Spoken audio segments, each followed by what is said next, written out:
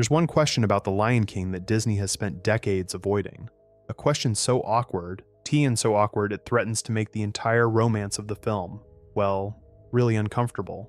We all know Simba's family tree, Mufasa, Sarabi, the whole royal line, but what about Nala's? Who is her father? This isn't just a random trivia question. The lack of an answer points to a seriously disturbing possibility. Think about it. In the world of the Pridelands, we only ever see two adult male lions, Mufasa and Scar. That's a very, very short list of potential dads. And if the king is the only one having cubs, then the central love story of the film becomes a dark family secret. A secret that, for over 30 years, Disney has been hiding right in front of us. Today we're pulling on that thread. We'll look at early scripts, deleted scenes, and the real-world lion biology that the filmmakers used for inspiration. The answer is out there, but it's definitely not the one you think. So why does this even matter? It matters because The Lion King is completely obsessed with family lines. The whole movie kicks off with presenting the royal heir. The main conflict is about the rightful son returning to take his father's throne. Bloodline is everything.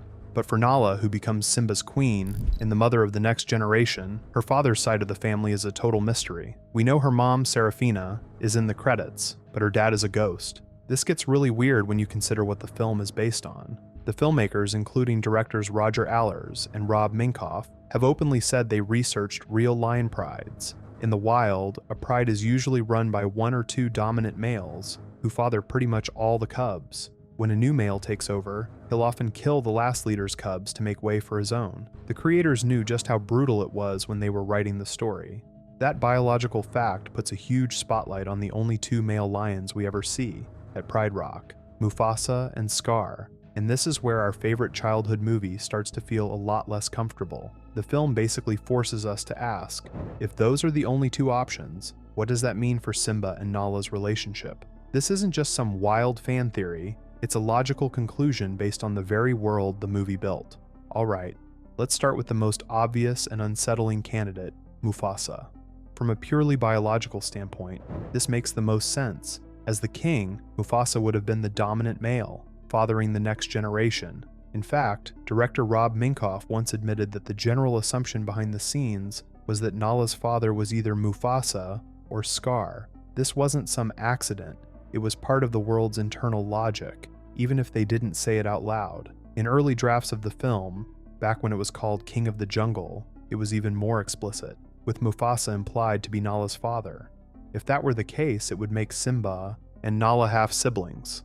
That idea was eventually dropped, probably because the implications for a G-rated romance were just a little too complicated. But the final movie gives us a pretty big clue that this isn't the case. In the jungle, when Nala is begging Simba to go back home, he gets frustrated and snaps, "You're starting to sound like my father." He says my father, not our father. It's a small word, but it feels like a deliberate choice by the writers to draw a line between their families. Plus, think about this. If Nala were Mufasa's daughter, she'd be a direct threat to Scar's rule. After killing Mufasa and trying to kill Simba, it seems odd that Scar would let Mufasa's other kid just hang around the Pridelands. Her survival suggests she wasn't the daughter of the king he just murdered. So, if it's not Mufasa, that just leaves Scar. This theory is even darker, but it's backed up by one of the most infamous deleted scenes in Disney history. The film was supposed to have a song called "The Madness of King Scar." In a sequence that made it all the way to storyboarding, a paranoid Scar decides he needs a queen to give him heirs. He calls Nala to his cave and makes his intentions terrifyingly clear, singing about wanting little scars running all over the place. He corners and harasses her, telling her she has no choice. This is what was originally supposed to make Nala flee the Pridelands. In the finished film, she leaves to find help, but this scene shows a much more chilling and personal reason. She was escaping a predator. The scene was cut for being way too creepy for a kid's movie, but the fact that it was so developed tells you what the writers were thinking. Now, what if Scar's obsession with Nala wasn't just about needing a queen? What if he was her father? It would turn his tyranny into something truly monstrous. Her rejection of him wouldn't just be defying a king, it would be a daughter fighting back against her abusive father. It adds a sickening, tragic depth to Nala's story. But like the Mufasa theory, it's just a dark possibility that Disney decided to leave on the cutting room floor. If it's not Mufasa and it's not Scar, then who is it? For years, Disney just stayed quiet. But the question never went away, so they started offering up some answers, just not in any of the movies. And honestly, they feel less like a planned story and more like retroactive fixes to plug a plot hole. The first hint came from a 90s book series called The Lion King 6 New Adventures. In a story called Nala's Dare, a young rogue lion named Nee shows up, saves Nala from hyenas, and then leaves. This led to a fan theory that this mysterious, heroic stranger could be her dad, a convenient solution that avoids the whole Mufasa Scar problem. Then years later, the Disney Junior show The Lion Guard gave a more direct but still fuzzy answer. Rafiki shows Simba's son, Kion, a cave painting of a lion who was saved by a previous lion guard as a cub. Rafiki points to him and says that was Nala's father. While he's never named in the show, supplementary materials apparently call him Matuta, but he gets no real backstory and conveniently disappeared after Nala was born. Both of these official answers feel pretty empty. They introduce a random character who is never seen or even mentioned in the original movie, a character whose only job is to solve an uncomfortable math problem.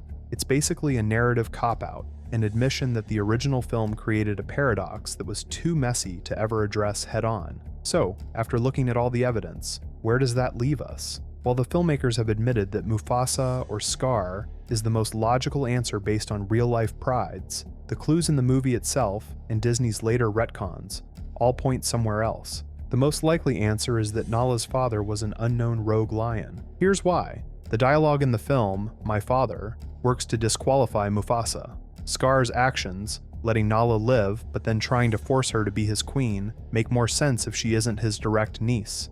And the fact that Disney went out of its way to create answers in The Lion Guard.